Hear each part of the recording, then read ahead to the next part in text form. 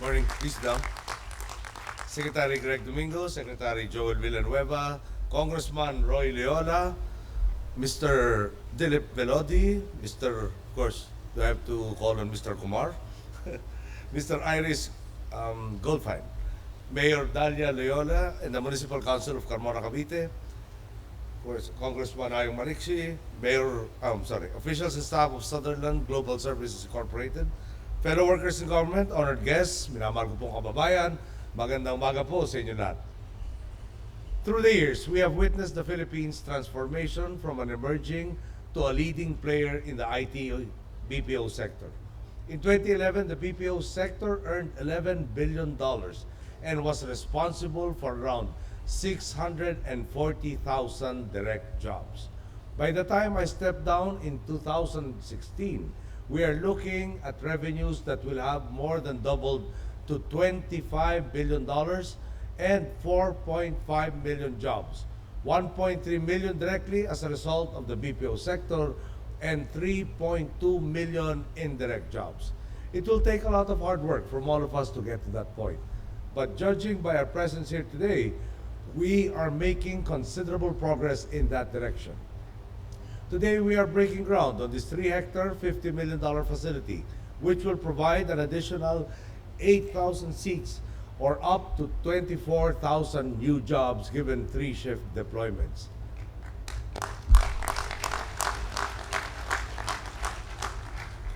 I'd like to think of today's ceremony as a testimony to the power of multiples. Each seat has its multiple in jobs created, and each job created has its multiples in opportunities. Right now, your company employs more than 13,000 Filipinos, heading to 15,000. And of your 30,000, you've given us half, and the other half has been divided amongst 9 countries. If you maintain this ratio, we are very happy, and it will be happier if you want to increase the ratio. We will endeavor to make you convinced that that is the route to go to. These are Filipinos who will have enough income to buy more products. Companies will have to increase production and hire more people. Street vendors will have to stock a few more snacks and beverages. In the end, your effect on our economy extends much further than the jobs you're directly responsible for. Again, on behalf of our people, I thank you for the role in growing our economy, and more importantly, for your belief in our countrymen who have the skill, the creativity, and the work ethic to propel any company to even greater heights. You have tested the waters here, and you are happy with the results. You have found that it isn't just more fun in the Philippines, but also more profitable. Let me assure you, we will continue to endeavor to keep it this way, if not to improve the conditions. How are we doing this? We are making sure that companies will find enough qualified workers here. This is the idea behind the industry-based training for work scholarship program, which aims to equip our countrymen with the required skills to succeed in industries that are hiring. We have set aside ₱500 million for this program, and as of May 2012, we have dispersed 215 million of that. With the good work of TESDA Secretary Joel Villanueva behind me, close to 36,000 Filipinos have benefited from this program. And if it doesn't continue producing, we know who to blame. Our administration has also been undertaking the Advanced English Pre-Employment Training Program, which allows a greater transfer of knowledge from our English teachers to our students. And these efforts to keep companies like you here have manifested itself in billions of pesos and centavos. In 2011, we approved 746.8 billion pesos in investments, 37.6% higher than the 542.7 billion in 2010. Might I add, since we took office in July 2010, PESA has generated 465 billion pesos in new investments. This accounts for 23% of all investments in PESA in the last 17 years.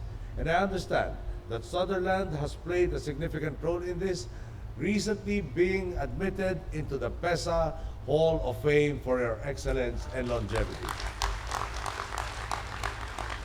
Being inducted into the Hall of Fame says you have won it consistently for 3 years in succession, You were promoted to the Hall of Fame to give others a chance. We hope for your continued presence here in the years to come, garnering even more distinctions and creating even more jobs for our people. At the end of the day, we must tread the road to progress together. Our government, our private sector, and our people, from managers to customer service agents, all have to answer a greater call. We need to continue working shoulder to shoulder if we are to achieve our collective desire for prosperity. And it can be done.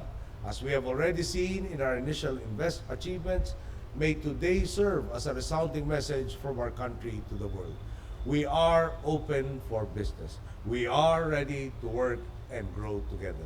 And before I end, if my memory serves me correctly, during the martial law years, they set up a housing community in this city. Unfortunately, they decided to put up the toilets first before the houses. And eventually, all the funds were expended building the toilets, and the houses were never built. So in Tagalog, it was called Cubeta Village. In English, that would be the toilet village. Okay? So it, I guess, symbolizes what wrong governance is. And today's groundbreaking, and of course, the developments in Carmona and in Cavite in particular, highlight what the difference can be with good governance, laying the milieu for better investments to come in, and especially for opportunities to redound for all. Thank you for your trust in the Philippines. Thank you for believing that we are indeed open for business under new management. And we rest assured that we will always endeavor to prove that your decision to come here was the right decision. Thank you. Thank you very much, President Aquino, for gracing us with your presence and for inspiring us with your speech.